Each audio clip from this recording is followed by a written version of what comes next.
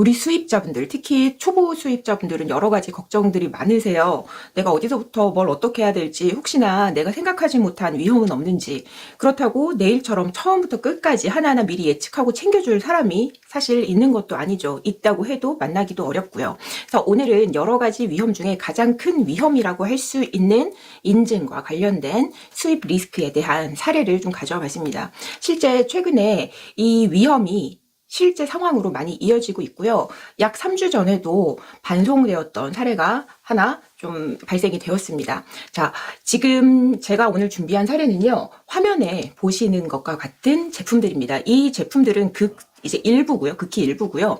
보시면 이 제품들, 손선풍기, 그리고 이제 휴대용 믹서기, 텀블러 모양으로 생긴 휴대용 믹서기죠. 그리고 이제 뭐 후추라든가 소금, 그라인더입니다. 이 제품들의 공통점을 보시면 충전을 해서 USB로 충전을 해서 무선으로도 사용이 가능하다는 거예요. 뭐 이런 제품들 휴대용 뭐 커피 머신도 있을 수 있고, 아니면 또 어떤 게 있을 수 있을까요? 청소기, 휴대용 청소기 같은 것들 너무나도 우리 주변에 이런 제품들이 많죠. 소형 가전이라고 할 수 있는 제품들인데, 이런 제품들이 최근에 자주 반송되고 폐기되고 이런 사례들 정말 적발도 많이 하고 있어요. 왜? 이런 사례들이 많다라는 거를 관계기관에서 확인하고 있기 때문에. 그래서 이 사례에 대해서 한번 어떻게 위험을 관리할 수 있을지 오늘 말씀을 드려보도록 하겠습니다.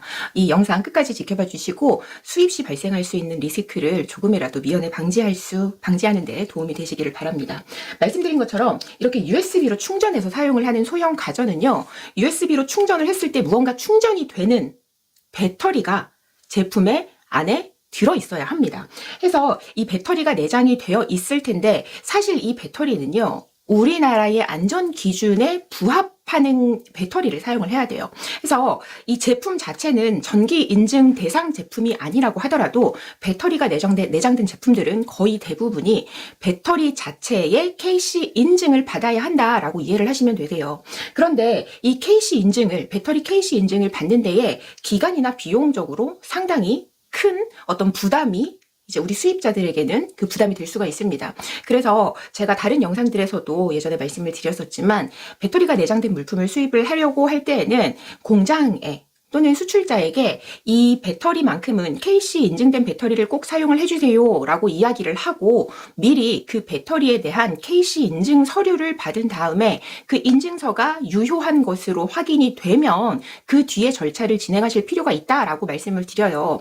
물론 배터리가 내장된 이런 대다수의 제품들은 전파 인증 대상에 해당이 되는 경우가 상당히 많기는 합니다. 그렇지만 상대적으로 전파 인증 같은 경우에는 기간, 비용 두 가지 모두에서 상대적으로 좀 그 부담이 덜 하거든요. 그렇기 때문에 이제 배터리만이라도 사실 전파 인증까지 공장이나 수출자가 해주는 경우는 없고요. 이제 배터리 같은 경우에는 반드시 좀 KC 인증이 완료된 배터리를 쓴다라는 거를 확인을 하고 수입을 하시면 좋겠다라고 여러 번 다른 영상에서 말씀을 드렸었어요. 그래서 이렇게 요청을 하고 실제 많은 수입자분들이 해외 공장, 특히 중국 쪽이 많습니다. 공장에서 배터리에 대한 KC 인증서를 받아오세요. 그리고 그 유효성을 확인을 해보고 맞네 라고 확인이 되면 그 뒤에 뭐 이제 주문 물량, 수량을 정하고 그에 대한 가격 협상을 하고 그 외에 여러 가지 것들을 협상을 하고 이제 물건의 매매를, 이제 국제 거래 매매 계약이죠. 매매 계약을 하게 되는데요. 이러한 물건이 한국에 도착을 했을 때의 전체적인 행정 절차를 간략하게 보면, 일단은 관계기관에다가 신고를 해요. 이 제품이요, 전파 인증 받아야 되는 제품인데 전파 인증 받았어요 라고 하면서 뭐 인증번호 같은 거 넣고 이렇게 관계기관에 이제 승인해 주세요. 이만큼 수입할 거예요. 수량을 넣어서 신고를 하고, 또 배터리에 대해서도 별도로 관계기관에 신고를 합니다. 이 배터리 인증받은 배터리인데요, 저희가 수입하는 제품에는 이 인증된 배터리가 사용이 되었어요 라고 하면서 배터리 인증서 번호, 그리고 배터리 모델명, 배터리의 어떤 스펙 같은 거를 넣고 또 수입하는 양만큼 승인을 얻습니다. 이 승인이 완료가 되면 그 뒤에 세관에 수입 신고를 하는 거예요. 세관에 수입 신고를 하면요, 세관에서 수입 신고에 대한 심사를 하겠죠. 그 심사 방법은 이제 크게 세 가지로 구분이 됩니다. 첫 번째가 PL이라고 해서 페이퍼 리스 의 줄임말입니다. 종이 없이 그냥 수입 신고서에 이제 기재된 사항을 바탕으로만 심사를 하는 거예요. 이제 신고인이 좀 성실하게 신고를 했다라는 전제하에 PL로 빠르고 간단하게 심사를 해주는 거고요. 현재는 이 PL 심사가 가장 많습니다. 그리고 이제 서류 제출이에요. 세관에 수입 신고서를 딱 냈더니 이 수입 신고서만 내거든요. 물론 뭐 가격 신고서, 협정관세 적용 신청서 이런 것도 있지만 수입 신고를 딱 했더니 세관에서 이런 통보를 하는 거예요. 이 수입 신고서가 어떤 서류들을 보고 작성이 되었죠? 그 근거 서류를 제출하세요 라고 해서 서류를 세관에 제출을 하면 서류의 내용과 신고서에 기재된 내용들을 비교 대조를 해서 그 내용에 이상이 없으면 심사 완료를 해주는 게 두 번째 서류 제출이고요. 세 번째는 검사입니다. 물건을 실제 보겠다라고 하는 거예요. 그래서 세관에서 나가서 물건을 보고 물건의 HS 코드는 적정한지 뭐 수량이라던가 아니면 여러 가지 뭐 인증을 받아야 되는데 인증을 안 받았다거나 이런 미비사항들은 없는지를 검토를 하는 겁니다. 그럼 만약에 세관 검사 대상 품목으로 지정이 됐어요. 그럼 세관에서 나가서 보고 HS도 문제 없는 것 같고 서류에 맞춰서 신고서 작성도 잘했고 보니까 원산지 표시 메이드 인 차이나 메이드 인 USA 이런 원산지 표시도 다 잘 돼 있어요. 그리고 이거는 배터리가 보통 내장되는 제품인데 딱 보니까 내장되는 제품인데 배터리에 대해서 어떤 KC 인증 받은 거라고 관계기관에 승인도 얻어왔네 라고 하면 그런 거를 확인을 종합적으로 해서 심사 완료를 해주는데요. 문제는 이 세관 검사가 세관원만 나가서 하는 검사가 대부분인데 빈도수가 점점 많아지고 있는 게 어떤 검사냐면 세관 검사 중에서도 협업 검사라고 하는 게 있어요. 진짜 같이 협동해서 검사를 하겠다라고 하는 거예요. 그럼 누구랑 같이 협동을 하냐라고 했을 때 KC 인증 전문가들이 같이 나가는 겁니다. 그러면 이 협업 검사에서는 인증 전문가들의 심사가 주가 되는 거예요. 굳이 주객을 따지자면. 그러면 이 인증기관이 아니라 인증 이제 전문가 분들은 뭘 보냐면 단순히 이거 배터리 KC 인증됐다고 사전에 승인 받아왔네? 뭐 이런 걸 보는 게 아니라 실제 배터리 부분을 보고 물건을 이제 까야겠죠? 물건 내부 배터리 있는 곳까지 이제 다 까서 배터리에 대한 KC 인증 표시는 제대로 되어 있는지 그리고 실제 그 배터리가 인증받은 거는 맞는지 이런 것들을 보는 거예요. 아니 서류로만 이거 인증받은 배터리예요. 어디서 인증서 하나 챙겨와가지고 허위로 신고할 수도 있잖아요. 그런 거를 일일이 다 심사를 하는 겁니다. 더 깊숙이 들어가지만 사실 여러 가지 인증이 많기 때문에 이게 진짜 인증받은 제품과 동일한 제품인지 이런 것들을 좀 면밀하게 따져본다라고 이제 생각을 하시면 되겠습니다. 이때 만약에 내장된 배터리가 인증되지 않은 배터리다. 승인은 얻었는데 실제 까보니까 모델 번호나 이런 거 보니까 인증받은 배터리가 아니다. 라고 하면은 이거는 수입 통관이 안 되는 거예요. 그래서 수입 통관을 할 수 있는 방법은 첫 번째, KC 인증을 수입자가 받는다. 두 번째, 반송한다. 세 번째, 폐기한다예요. 그런데 우리가 배터리가 내장된 제품을 수입을 하면서 해외 공장에다가 KC 인증서를 달라고 하는 이유가 기간이나 비용적인 측면에서 부담이 많이 되기 때문이거든요. 이거 우리나라에 와서 수입자가 KC 인증을 받으면 역마진이 날 수도 있어요. 물론 그 물건이 상당히 잘 팔려서 다음에 2차 오더, 3차 오더 계속 이어나간다면은 이제 뭐 KC 인증을 직접 수입자가 받을 실익이 있겠지만 그렇게 될 거라는 사실 100% 보장도 없을 뿐더러 이 KC 인증을 받는 데에 최소 뭐 1개월, 2개월 막 이렇게 소요가 되는데 그 기간 동안의 보관료 그리고 만약에 주문을 이미 받아놓고 있는 물건이다라고 하면 실제 그런 경우도 있으니까요. 그러면 발송 지연, 발송 불가에 대한 어떤 페널티가 있을 수도 있죠. 그래서 굉장히 조금 이 첫 번째 방법도 있기는 하지만 이건 여러 가지 좀 부담이 있다. 그리고 두 번째, 반송 또는 폐기인데요.